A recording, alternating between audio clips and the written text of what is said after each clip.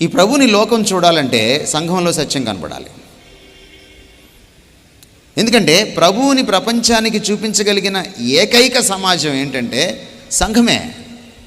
మీరు ఏ డినామినేషన్లో అయినా ఉండొచ్చు, బట్ ఈ భూమి మీద ఈరోజు బ్రతికి ఉన్నటువంటి ఈ సార్వత్రిక సంఘమే ఈ నేనే సత్యం అన్నటువంటి అసలు సిసలు సత్యమూర్తిని లోకానికి పరిచయం చేయగలదు.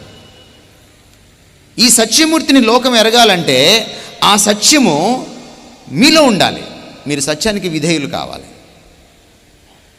లేకపోతే సంఘంగా మీరు ఫెయిల్ అయినట్టే. బయట చాలా సంఘాలు ఉంటాయి, ఉద్యోగ సంఘాలు ఉంటాయి, దళిత సంఘాలు ఉంటాయి, ఇంకేదో కుల సంఘాలు కూడా ఉంటాయి. కానీ ఆ సంఘాలు స్వార్థం కోసం ఉంటాయి. తమ బాగు కోసం, తమ మేలు కోసం, తమ కులస్తుల కోసం, తమ యొక్క డిమాండ్లు నెరవేర్చుకోవడం కోసం ఒక జట్టు కడతారు. వాళ్ళు ఒక కట్టు ఉంటుంది వాళ్ళకి. కానీ ఈ సంఘం ముందు చూసారా, ఈ సంఘం క్రీస్తు కోసం ఉంటుంది, స్వార్థం కోసం ఉండదు. సత్యము ఎరగని లోకానికి సత్యవంతుణ్ణి పరిచయం చేయడానికే మనం ఇక్కడ ఉన్నాం. సత్యానికి విధేయత చూపించడం మన విధి.